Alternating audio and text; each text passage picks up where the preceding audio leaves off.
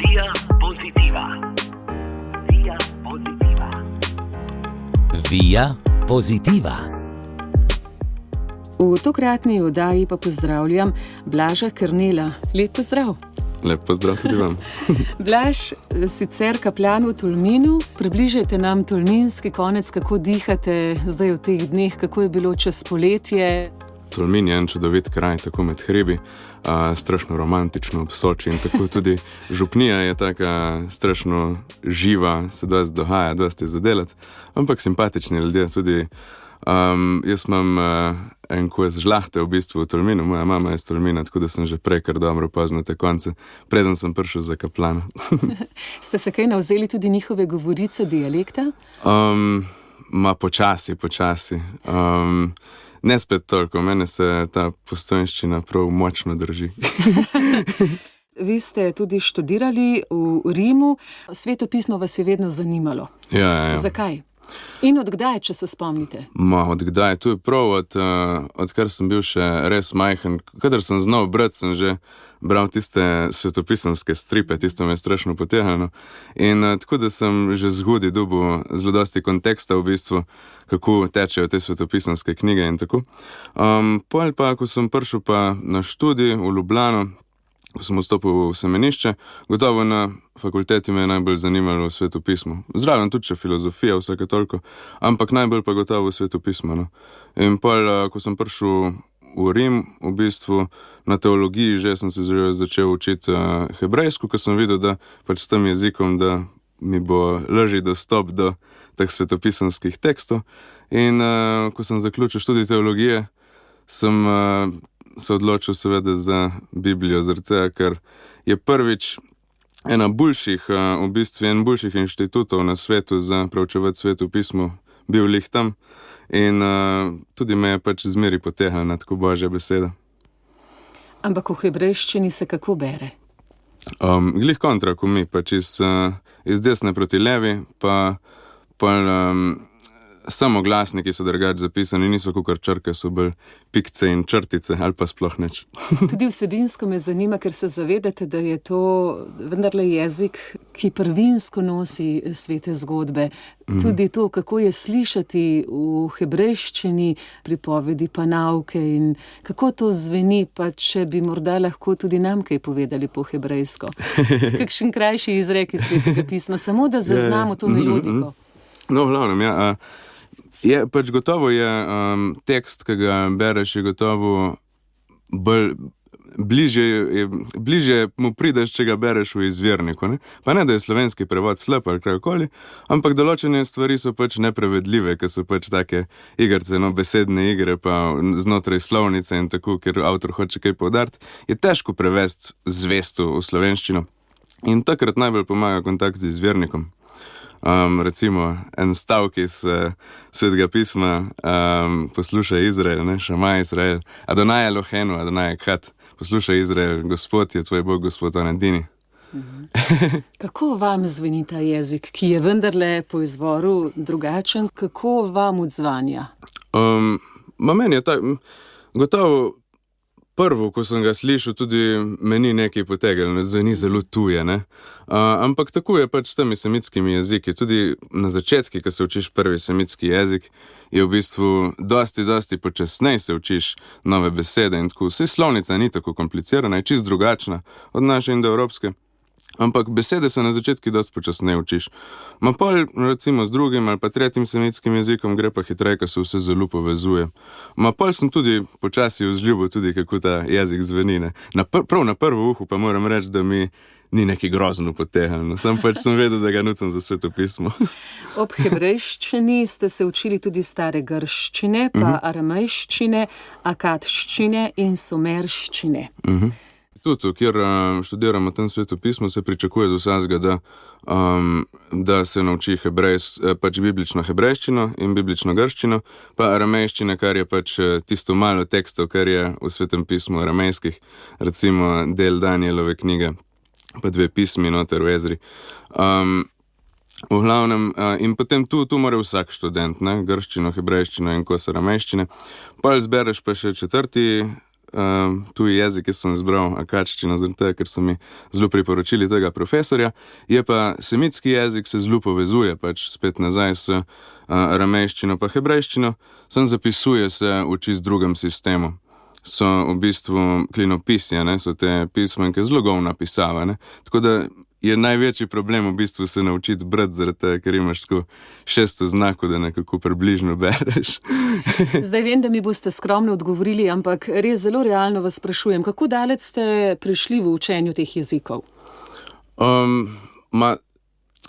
Zdaj, ko si človek predstavlja, tako jaz sem se učil jezik, ne vem, tipo francoščina ali tako, je malo drugač s temi starimi jeziki, Nas naučijo tam, kako tu, ne vem, se pogovarjati, naročiti pico v tem jeziki, ampak gre v glavnem tudi, da v bistvu prevajaš in pol kasneje akadščini je bilo že tako, da v bistvu moraš znati prevajati z vsemi pomožnimi stvarmi, ki jih imaš tam, z slovarjem in leksikoni in tako. Pa tudi včasih je treba pogledati v listo znakov, pač si misliš, znaš brati, samo en znak lahko pač pomeni 3 različne zloge, pa včasih ti napade lih na pamet, kjer bi prišel noter. Blaž, zdaj, ko delujete v župniji, ko igrate tisto prvenstveno vlogo biti blizu ljudem, seveda prinašati Boga v župniji kot duhovnik, kolikokrat se še spomnite na to svoje znanje hebrejščine, aramejščine, akadščine in sumerščine? Koliko vam še pride prav, oziroma ali se sami, ko imate prost čas, še vedno radi vrnete tudi v ta študijska leta, da osvežite, vas še vedno zanima in pretegne? Ja, seveda, brskam, kolikor se da, pa najprej po potrebi, kolikor rabim pripraviti materijale za biblično skupino v župniji in tako, potem malo tudi za sproti poučujem hebrejščino, tako par zainteresiranih študentov. Pozumi imamo to. Je krasno, res? Ja. In 2 v bistvu že prevajasta na takem nivoju, kakor da bi naredila pač tisti pripravljalni letnik na Biblični inštitut. Že res lepo prevajasta, sem ponosen na njo. Zelo dobro. Torej bi radi, da to ostane kar z vami, da gre vzporedno ob vaših duhovniških poteh, biti med ljudmi, tudi ta študijski del. Pač predajati tistim, ki jih zanima in tako, pa sej zastonj ste prejemali, zastonj dajajte. Meni je pač všeč, če so ljudje navdušeni nad temi rečmi. In gotovo je pa tudi dosti matrenja, pač plačajo tu v znoju in solzah, ki se morajo vsak dan toliko drgati te jezike. Pa ste strogi? Ma kaj zvem, počasi se učiti te jezike ne prideš nikamor, In če je bila njuna želja, da bi kdaj brala pač svetopismo v originali, je treba vzeti določen tempo. Odkot vam ta disciplina, sploh smisel za jezike, to veselje? Ne, jaz nisem imel odmeri lih smisla za jezike, tako v osnovni šoli najbolj sem sovražil angleščino. Zanimivo. Pale v srednji šoli je prišla še italijanščina zraven, sem najbolj sovražil italijanščino. In pale pač, ko so me poslali v Rim, sem se mogel naučiti nemško in italijansko, ampak je bilo malo drugo, da ni več motivacija pisati tisti test 2, ampak jaz pač recimo moram znati italijanščino, ker bom tam poslušal predavanja v italijanščini, delal izpite v italijanščini, pisal seminarske v italijanščini. In s to motivacijo pa kar naenkrat je zalaufalo. In isto, jezik kot tak me ni motiviral pač pri učenju hebrejščine, grščine in tako, ampak lih ta motivacija, da bom pa bral svetopismo v originali. In pa nekako pri jezikih se mi zdi, da spet ni neki je nadarjenosti gotovo, ampak dosti je pa sem, da se usedeš in drgneš te besede in slovnico. Skratka, učenje na pamet, ponavljanje. Ja. Seveda v Tolmin tudi prihajajo tujci. Koliko vam pride tudi pri svetih mašah, ne nazadnje, pa jih ne govorite kdaj v italijanskem jeziku? Ja, tudi. Pa sploh recimo skavti italijanski so se odločili, da jim je strašno všeč pač ta okolica Tolmina in tako, pa dosti jih dela to pot Juliana Trail. In se doskrat ustavijo v Faruži, 1-2 italijanski maši sem tudi zanje imel, tako so se najavili, pa da bi teli imeti še mašo, pa tako. Tako da nisem še čist pozabil vse. Ja, hvala lepa tudi za to držo. Povsem drugače je verjetno, če jih človek nagovori, s tem izkaže še dodatno dobrodošlico sploh, ker zakaj je pomembno, da sodelujemo, nimamo preveč visokih preprek, tudi na jezikovnem področju, čeprav še vedno odmevajo ti vojni časi, to še ni šlo iz zavesti ljudi. Kakšen je odnos do italijanskega jezika, kako zdaj ta 2 naroda skupaj sobivata na tem koncu? Moram reči, da pač tako, da bi kar vsak znal italijansko v Tolminu ni, Ampak so bili pa ti kraji gotovo zmeri zelo povezani tudi z Beneško Slovenijo in tako, ne. So Slovenci, ki živijo na oni strani in Slovenci na oni strani pa pač znajo tudi italijansko in tako. Tudi recimo, ko za cajta Jugoslavije se je dosti hodilo v Italijo po nabavo in tako, je neka povezava in pa se je pa v bistvu čudno, kadar je meja padla, je pač nekako se začela bolj krhati. Ampak zdaj spet, recimo, župani in tako so stopili v dialog, pa organizirajo pač redne avtobusne linije in tako, da pač ljudje malo bolj obiskujejo ene kraje in druge kraje. Tako da se dela na tem področju, moram reči. Zaprtosti nikoli niste čutili, čeprav ste obdani z najvišjimi, res da najlepšimi vrhovi. Tudi vi greste radi višje. Vsake toliko, ja. Pač žalostno bi bilo, če ne bi prav nikoli zginil v hribe, ampak ja, da bi pa tu non-stop počel, pa ne, spet toliko me pa spet ne vleče, no. Jih opazujem bolj oddaleč, vsake toliko grem tudi gor. Pa sicer, ko ste na vrhu, kaj začutite kot pohodnik mogoče, kakšne razsežnosti? Ja, pokrajina je res pač odlična, ne, in v bistvu ko si na vrhi, ti ne ostane drugega, kakor občudovati to božje stvarstvo, ki je pod tabo. Ja, so lepe reči, so lepe, sam se moraš namatrati, da priješ gor. So vam, Blaž, tudi v pomoč ti kraji, da mlade popeljete nazaj k naravi, k izhodišču? Je tudi prostor, ker je pastorale, ker je to sobivanje z mladimi župnije nekoliko lažje steče, ker je okolje takšno, ki samo po sebi močno nagovarja. Ste to že kdaj imeli del kot svoje prakse? Ja, sploh recimo pri skavtih in tu dosti se ukvarjam s skavti tudi in se spomnim recimo iz Rima, tista moja grupca od skavtov, ki so šli nekako ven v naravo, najbližje, kar so pač dobili, so bili tisti parki noter v Rimu, ne? In si šel s skavti in v park in tam v bistvu bil v narekovajih v naravi, ni tu, ne? Ja, zagotovo mi imamo mi imamo dosti več opcij, da dejansko se srečamo z normalno naravo in tako, ne? Tisto je bil v Rimu tako najboljši približek, ampak je malo žalostno, no. Zanimivo, ne? Ampak njim se je tu zdelo res, da so šli v nek odmik. Ja. Zakaj ste radi duhovnik? Zakaj ste izbrali to pot, kakšna so bila premišljevanja in kako biti duhovnik danes? Kako čutite izzive tega časa? Jaz sem rad duhovnik, zakaj sem postal, pač ne da bi se za to strašno odločil, pač gotovo je prvo klic nekako, ne. Čutil sem, da je to moja pot, da je to edina pot, na kateri bom lahko srečen, ker me Bog kličev tu in jaz sem zaupal temu klicu. Ni da bi pač pretehtal razloge za proti in se odločil, ampak v srcu sem čutil, da me Bog kliče na to pot in jaz sem mu zaupal in se prepustil, da bo vse v redu in res je bilo vse v redu. In zdaj to, kar delam, gotovo tudi mi prinaša v življenje dosti veselja in se počutim izpolnjenega prek tega. Ljudje imamo kar določene predstave o duhovnikih. Kako vas ljudje sprejemajo? Kaj se vam zdi najbolj dragoceno? Da se znamo prepoznati in videti človeka v človeku? Ja, tako, ja. Gotovo, pač kakor za vsak poklic ne imamo neke predstave, kako bi to moglo izgledati, ampak hkrati pa v bistvu daje veliko bogatstvo, tudi da niso vsi duhovniki prav isti, ne? Ker se eni lažje približajo enim, drugim in je v redu, da je tako, ne?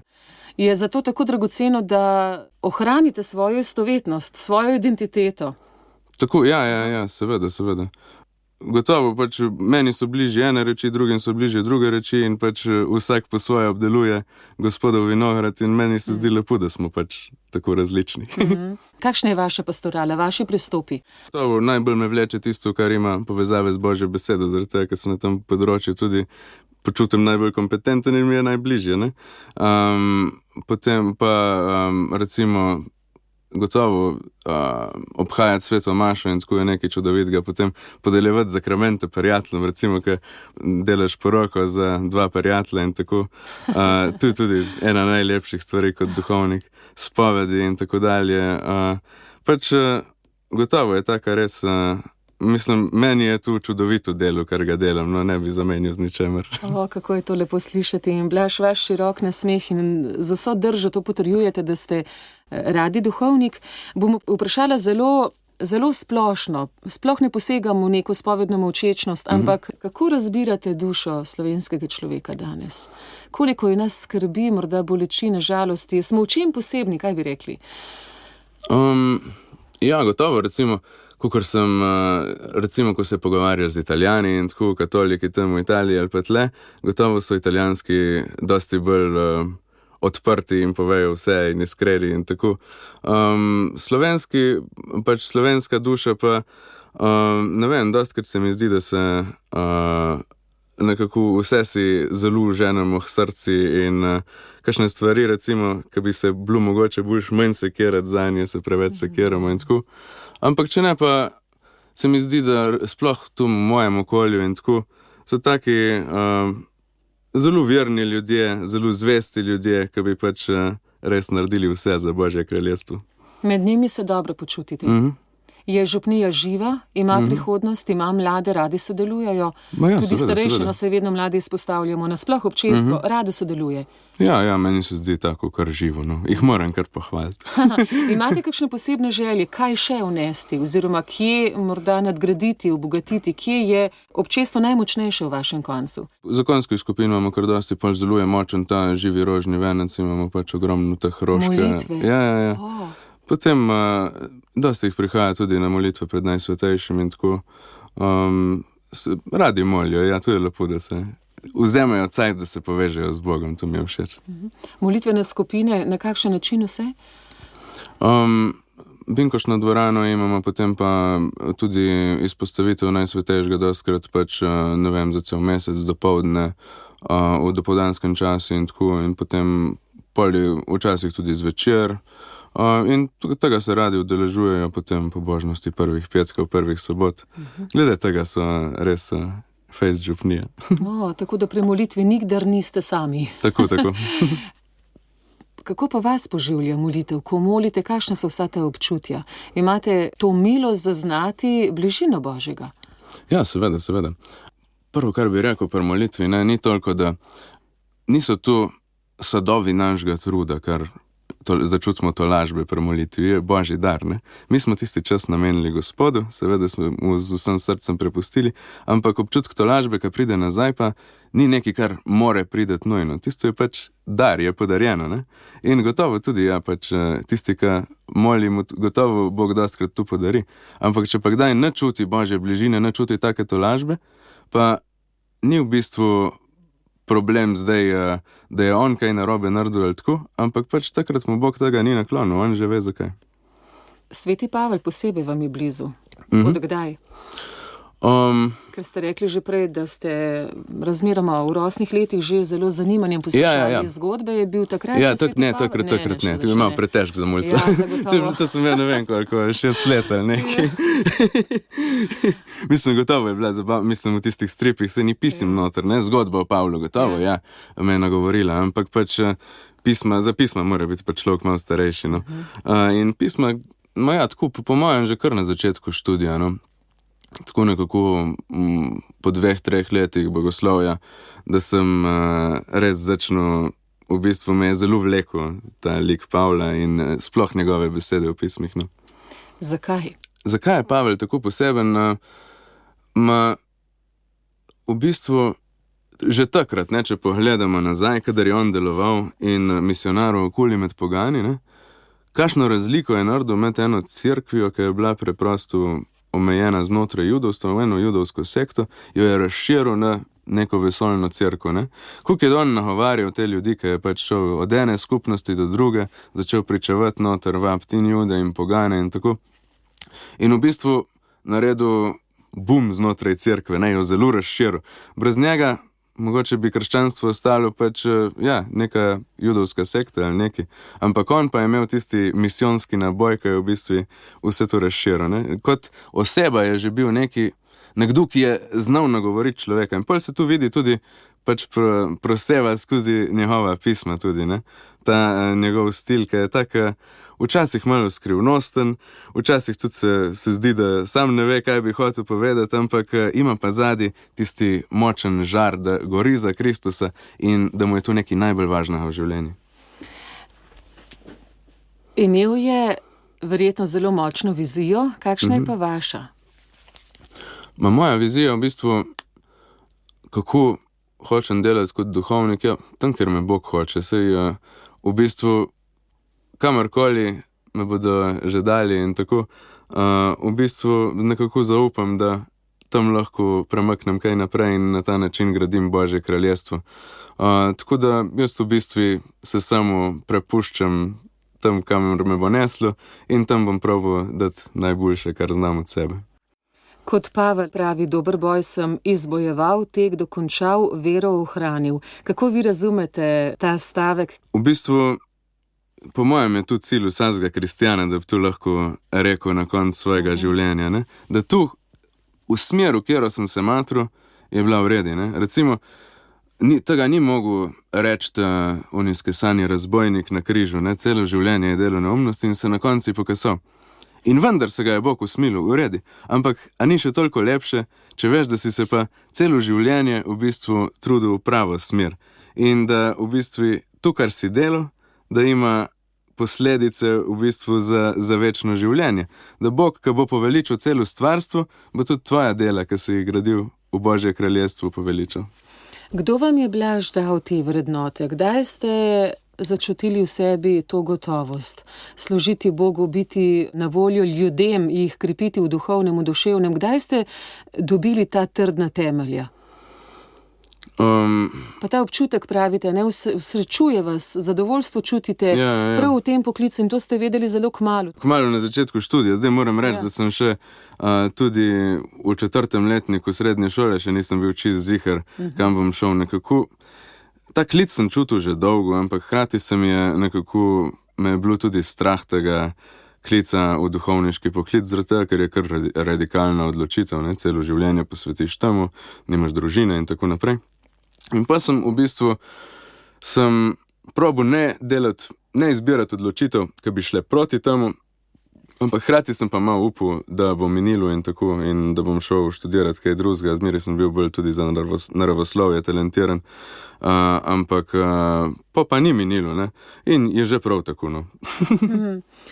Še pri Svetem pismu mogoče Postojva. Na Stični ste imeli za mlade delavnico, ki je slonela na Jonovi knjigi. Zakaj ste izbrali prav to tematiko in nosilno sporočilo? Jonova knjiga me je od zmeraj tako precej fascinirala, zaradi tega, ker v bistvu je znotraj teh knjige 12 prerokov, ne? In vsi preroki so tako strašno klasični preroki, ne? Zgodila se mi je Gospodova beseda, rekoč in tako naprej. In ta Jona pa v bistvu ni seznam prerok in tako naprej, ampak je v bistvu zgodba o enem upornem preroku, ne? In lih to se mi je zdelo zabavno tako med mladimi interpretirati, zaradi tega, ker tudi pač v mladosti seveda pride do faz različnega upora in tako. In je tudi prav tako, ne? In hkrati ta naš Jona, v bistvu pripadnik tega izraelskega ljudstva, varuje Boga, ampak mu ni všeč, kako pač Bog dela in tako, in se mu zato upre. Zdaj, gotovo se lahko ni ga zaposnemati, ampak iz njegove zgodbe se lahko marsikaj naučimo, ne? Kako lahko Bog tudi prek takih upornih ljudi, kakor je Jona, v bistvu odrešuje. Tisti Ninivljani na konci so bili rešeni tiste katastrofe. Ampak hkrati pa kako Bog ne gre nikoli prek svobode, ne? V bistvu rešitev Ninivljanov je tako zazraven. Celo knjigo se Bog trudi spreobrniti svojega preroka, ampak ta je preveč trdovraten, da bi se zganil. V obrazložitvi ste tako lepo zapisali, da Božja beseda vedno doseže svoj namen, čeprav je človek še tako uporen. Tako. Kako to razložiti? Ja, kakor v bistvu Bog je tisti, ki ne gre prek naše svobode, ne, v našem življenju, ampak vseeno nekako doseže pa, če je nekaj njegova volja, se bo tudi zgodilo, ne. In lih tako, kakor smo, recimo, če poznate knjigo preroka Jona, ne, ki odbluzi tam čist na drugo stran, kamor bi mogel, in še zmeraj se znajde tam in vidi, da se Bogu ne more upirati na tak način, ne. Gotovo tudi, recimo, mojem klicu, gotovo sem bil najprej tak malo tudi kukar Jona in to, ne. Sej nisem direktno bežal kukar Jona, ne, ampak sem pa vseeno moram reči, da sem upal, da bo minilo, pa da bom pa živel tako čisto normalno življenje in tako. Pa ni minilo, ne, in sem hvaležen Bogu, da ni odnehal. Kakšno je sporočilo prav iz Jonove izkušnje tudi za sodobnega človeka? Pa znova ne bom rekla samo za mladega, saj konec koncev tudi za vsa ostala starostna obdobja je kar velik izziv biti v tem času negotovosti, te močne prepletenosti z vsem svetom. Kako se učiti na Jonovi zgodbi? Gotovo, kakor ste rekli, ne, živimo v pluralnem svetu, ne, trki različnih kultur in identitet prepričanj, gotovo. Ampak Jonova knjiga gre v bistvu govori o podobnem primeru, ne, med trkom te izraelske civilizacije in tega krvoločnega ljudstva v Ninivah, ne. Vse možno so imeli, da jim zamerijo, ne. Gotovo klima znotraj Izraela je bila zelo negativna proti Ninivljanom, ne, so sloveli kot krvoločno ljudstvo, taki kruti bojevniki, vojni zločini in vse to. In tudi Bog jih v bistvu obtožuje nasilja, ki je znotraj pač njihove družbe, v glavnem. In pol tudi kralj reče, da se vsak obrne od svojega nasilja in tako. Recimo Jona, ko je naletel na ta trg teh dveh različnih prepričanj, kultur ali kakorkoli. Kaj je on naredil? On je v bistvu rekel, ne, ti ljudje pa si ne zaslužijo biti odrešeni. Priznaval je, da je Bog stvarnik vsega, da se je gotovo Izraelu razodel na poseben način, ampak priznaval je, da je ustvaril tudi njih. Ampak pod nobenim pogojem pa ni hotel, da bi se rešili, ne? Čeprav se je Bog prek razodetja predstavil kakor usmiljen in milostljiv, ne, Jona tega neče slišati, sploh na tem primeru, ker jim preveč zameri. In lih tako recimo imamo mi v današnjem svetu dosti takih zamer med narodi in tako, ker v bistvu bi en za drugega hoteli, ne, da ni odrešen. Ampak je škoda, zaradi tega, ker pač sploh recimo, če se stolčesta dva krščanska naroda, kakor recimo Rusija pa Ukrajina, ne, nima v bistvu nobenega smisla znotraj tega, ne. V bistvu, kot kristijani, ja, verujemo v istega Boga, ja, pač hočemo, da bi bili vsi odrešeni, zakaj pa zganjamo take reči, ne. Jonov odgovor na ta problem, ne, je tak najbolj piškov in nezdrav, kar bi bilo možno, ne. Se upira do konca in tudi, ko Bog prek njega reši vse to ljudstvo, še zameri Bogu za to, kar je naredil in v bistvu pravi, da hoče umrti in da se po pravici jezi zaradi vsega tega, ne. Se ne strinja z Božjim načrtom rešiti vse. Tisto za njega niso bili brati, ampak nek narod, ki more pohiniti. In takšne izzive, takšne misli imamo tudi danes. Ja, seveda, ta ne sodi k nam, ta ni tako pravi, ni tako dober, mi smo bolj poveličeni, mi delamo in živimo bolj prav. Torej samo ljubezen, ki ne sodi. Tudi znotraj, recimo slovenske cerkve imaš dosti tega, ne, in ne vem, pa ta, recimo, pa v bivši Jugoslaviji so bili ti pa taki, ja, pa zakaj ne dopuščamo, da se človek pa tudi spremeni, no. Imamo tako lepe prilike v izgubljenem sinu in tako, in pa se obnašamo kot tisti starejši brat, ki narekamo, da je ta mali prišel nazaj. Ampak naš brat je. Blaž, kako tudi kot duhovnik držati takšno držo, da ste zgled? Verjetno vas ljudje dostikrat zelo prodorno gledajo, kako se boste odzvali, kako boste odreagirali, kaj boste rekli.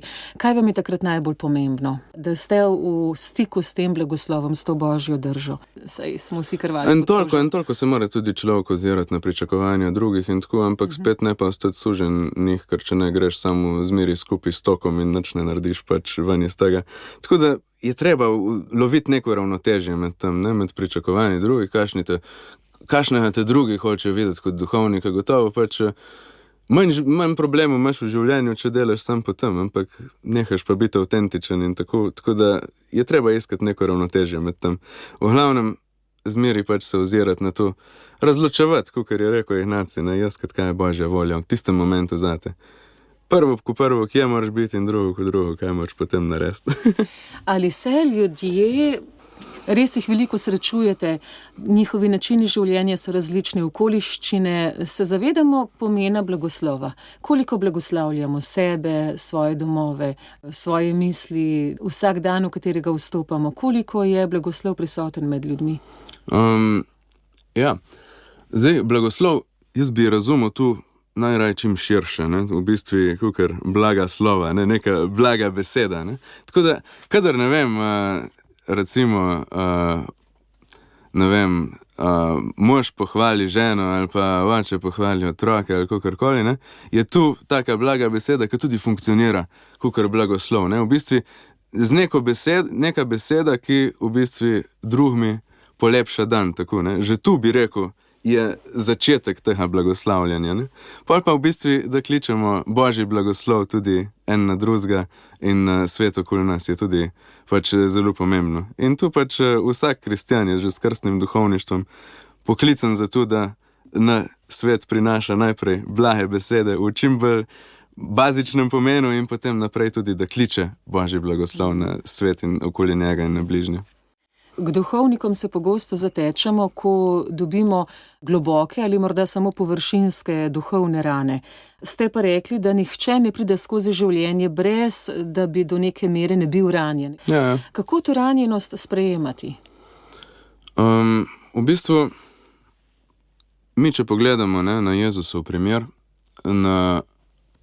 Božji sin pride na zemljo in na koncu njegovega zemeljskega življenja ga mučijo in ubijajo.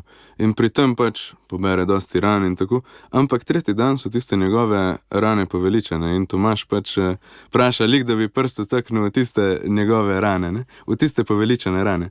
So iste rane, ki so mi jih prizadeli pač ljudje in so prinesli dosti bolečine v njegovo, pač v Jezusovo življenje in tako, ne? Je zaradi tega res trpel, kakor je sploh možno trpiti, ampak kljub temu njegovo poveličano telo je ohranilo tiste rane in lih tako, ko nam življenje pač skozi leta, skozi izkušnje zada mnogo ran in tako, lih tako se iz tistih naših ran, ko pa sa za dosti časa mimo, ko jih za dosti predelamo, lahko rata nekaj rodovitnega, ne, kakor ste v Jezusovi rani, recimo, ko jo vojak prebode s sulico njegovo stran, ne, so cerkveni očeti interpretirali, kako se iz tega izlijejo zakramenti cerkve, ne, je njegova rana v bistvu ratela izvir blagoslova. In tako tudi naše rane. Gotovo, napr pač, ko dobimo neko slabo izkušnjo, neko travmo, neko rano, gotovo jo ne moramo takoj razumeti, kakor izvir nečesa lepega. Ampak počasi, ko jo predelujemo, počasi, ko nam jo časem toliko zaceli, potem pa dosti ljudi pove to izkušnjo tudi pri zelo hudih stvareh, ne? Da vseeno nekaj dobrega pa je prineslo, da so zrasli kot osebe, zrasli kot ljudje, so zdaj lahko pač isto drugim ljudem, ki trpijo, bolj približajo, lik zaradi teh brazgotin, ki jih nosijo na sebi. Imate okolje, imate ljudi, imate prostor, da se konec koncev tudi vi naslonite, da se okrepčate v izviru, si olajšati dušo. Je dovolj zdravega, je dovolj, kar vam daje uteho, kjer vi najdete nek izvir, ki vas utrjuje, da je misel zdrava, da ni preveč zagrenjenosti, ko so izzivi. Kje je pa vaša bližina, vaše opore? Ja, gotovo, kakor sva prej rekla o molitvi. Molitev je vir take bližine in opore, ampak gotovo pa so tudi zelo pomembni pri tem odnosi z bližnjimi, ne?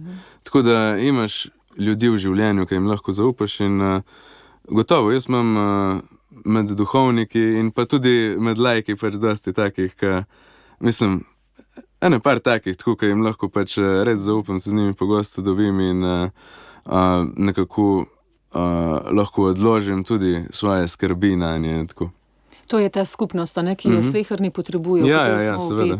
Ma sej, kakšni preživijo tudi brez tega. So bili tudi puščavniki, ki so celo življenje v bistvu tam v luknji preživeli in premolili. In gotovo je to težka pot, gotovo ni za vsazga, v bistvu skoraj za nobenega, ampak obstaja. Morda še o stični par besed. Kako blizu je pa tolminski mladini in tam iz okoliških krajev tudi ta festival? Načeloma, ja, sej kar nekaj sem jih tudi jaz pripeljal, ja. Zdaj študenti so bolj na počitnicah okoli septembra, ma sej dobro, če bi bil jaz študent, bi tudi verjetno pohajal septembra. Je že prav tako, ne. Ampak srednješolci in tu so se pa, moram reči, lepo odzvali, ja. Meni je tak čudovit dogodek, no gotovo največji dogodek, kar je v Sloveniji od, kar se tiče mladinske pastorale, ne, da se katoliška mladina nabere na kup, je skupaj pri maši in zvečer skupaj slavi Boga s koncertom in tako.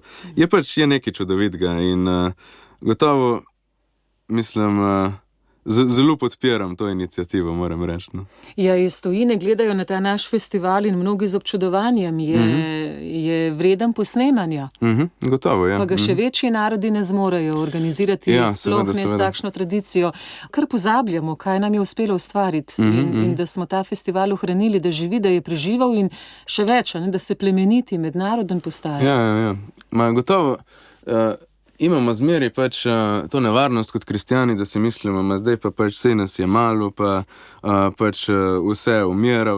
Ampak pa ko prideš na tak dogodek, ne, ko se res zbere pač dosti katoliške mladine na kupcu, pa vidiš, da v bistvu nas pa ni toliko malo. V bistvu je pa dosti ljudi, ki bi radi, da pač se kaj spremeni na tem področju. Dosti ljudi, ki živi res osebno vero. O skavtstvu sva že nekaj rekla, še vedno ste lahko aktivni kot duhovni pomočnik. Kakšna je vaša vpetost v skavtstvo? Jaz sem tako, skavt sem že od leta 1999, kaj sem imel takrat 6 let, nek tazga. Tako da zelo zgodaj sem začel, ja. Še mimo vrste so me sprejeli, no, ker sem imel neke veze. V glavnem. In ostali skavti. Ja. In pa sem ostal skavt in isto pol naprej za časa bogoslovja. In tako v Rimu sem se tudi zelo povezoval s temi italijanskimi skavti. Letos so celo prišli na tabor tam v Slovenijo, v Kret, v bistvu zraven Tolmina. Fajn jih je zalilo, lih da so preživeli. Ampak načeloma imajo kar lepe spomine na Slovenijo, čeprav jih je toliko dežja zalilo. Zdaj trenutno sodelujem z tolminskim stegom. Prej sem v Sloveniji še gotovo s postojnskim, mojim matičnim, pa z ajdovščino. Zdaj sem s tolminci. V glavnem sem tam najmlajši skupini, kar jo imamo pri Volčičih. Mlajši bi bili še bobri, tako še nismo ustanovili. Delamo na tem počasi. Pa pri popotnikih, pa zdaj bom po mojem začel tudi v državnem vodstvu za izvidnike. Pa pomagam pri kakšni taborni šoli in tako. Zdaj imam skavtsko vzgojo naslednji teden. Blaž, še v vaša zanimanja ob skavtstvu, kaj še radi počnete? Je glasba, je kakšen šport, kaj je tisto, kar je pa vaš hobi? Ja, glasba tako. 6 let sem naredil klavirja in to, ampak zdaj se ne usedem lik več za klavir. Sem se pa pač, ne vem, sem dobil občutek za note brati in to. Sem vseeno hvaležen za vseh tistih 6 let, čeprav zdaj ne igram več klavirja, ampak ti da nek občutek za glasbo in tako. Gotovo pa sem pel v nekih zborih še in tako. No, ker štimo imate pravšnjo. Če ne, pa ja, hodim tudi kaj po kakšnih koncertih in tako. Sploh Pink Floydi so mi zelo všeč. Na zadnje sem bil dol v Palmanovi, je prišel bobnar od Pink Floydov na trg. To je Nick Mason. Pole od športa, tako, ko sem bil v Rimu, sem dosti se preganjal z brazilskim jiu-jitsu in to je nekaj podobnega judu. Ena borilna veščina, tako bolj po tleh se gre. Tisto mi je bilo res zabavno, ampak zdaj v Tolminu ni nič podobnega blizu, oziroma za neko podobno reč bi se mogel furati v Staro Gorico. Zdaj za 1-2 na teden mora človek hoditi, če med kaj od tega in bi bilo čisto preveč vožnje, tako da tu sem zdaj žal v opustu. Nimam priložnosti za se pretepati. Ampak je pa duhovnik s temi svojimi drugačnimi, ne tako vsakdanjimi zanimanji, kot magnet pritegne posebej mlado občinstvo, ki iščejo to istovetnost, da nekdo zna biti sebi zvest in iskren. Me zanima, kaj pa ta vključenost, koliko prostora je za laike, za to, da ljudje pridejo in da ljudje vodijo župnijo, jo prevzamejo tam, kjer lahko. Izmenjava med vami kako teče? Mislim gotovo, recimo, če pogledam na slovensko cerkev, se župnija ne preživi brez dosti prostovoljnega dela. In ogromno ljudi je, ki vlaga ogromno ur, da vse laufa, kakor laufa. Če pogledam recimo, ne vem, na Avstrijo, Nemčijo, ne, pač vsi, ki kaj naredijo v župniji, so dejansko zaposleni, ne. Mi niti približno nimamo teh soldov, da bi lahko ga zaposlili v župniji, ne, tam dol imajo cerkveni davek v Nemčiji, pa Avstriji in tako, ne, se tu da. Pri nas se tu ne da in duhovnik sam ne more vsega in je res ogromno ljudi, ki vlagajo pač res ogromno časa in energije v to, da stvari laufajo. Pa, kakor ste rekli, glede vodenja prav župnije in tako, tu pa zaenkrat še nimamo nekih primerov, ki bi zares funkcionirali, ampak verjetno en dan bo tudi treba, ja, ker recimo duhovniki načeloma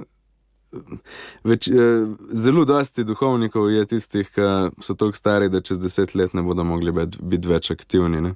Tako da nastala bo ena velika luknja in gotovo je tu ena od možnosti, kako lahko pač slovenska cerkev fura naprej, ne. Recimo, lahko začnemo uvažati duhovnike iz tujine, ampak tu včasih se obnese, včasih se pa ne. Gotovo neizogibno je, da bodo mogli več pobude prevzeti tudi laiki, ne, ker sej že zdaj marsikateri žrtvuje ogromno časa in energije, kakor sem rekel, v to, da slovenska cerkev laufa, kakor laufa, ampak ja, še več bo treba, zaradi tega, ker duhovnikov bo manj.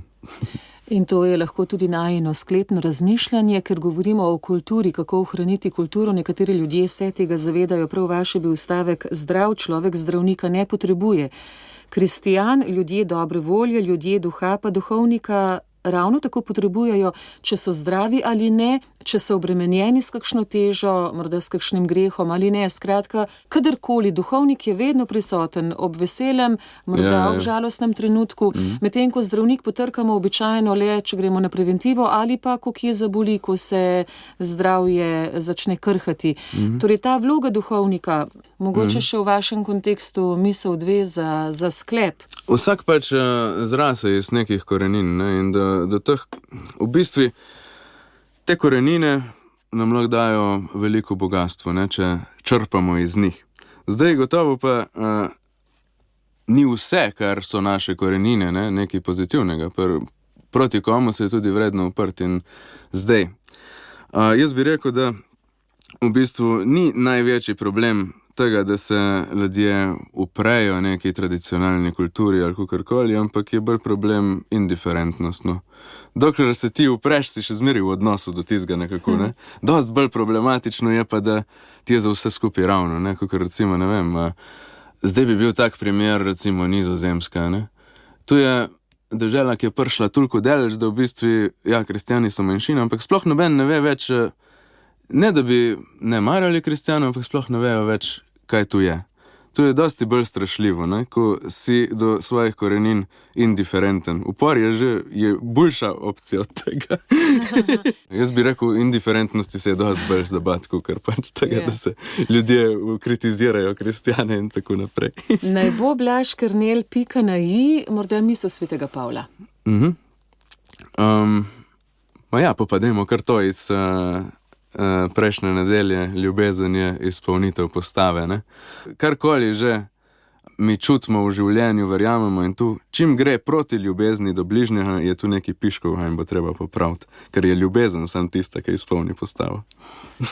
Blaž Kernel, kaplan v Tolminu, tudi vodja ene od delavnic minule stične. Najlepša hvala za obisk v Ljubljani. V našem studiu želimo vam blagoslovov. Z vami je nekaj let duhovniške poti. Naj ta le raste, naj bogati tako vas, kot vse, s katerimi boste skupaj po župnijah v skupnostih. Tako, hvala vam. Hvala. Lep pozdrav. Srečno. Via Positiva. Via Positiva. Via Positiva.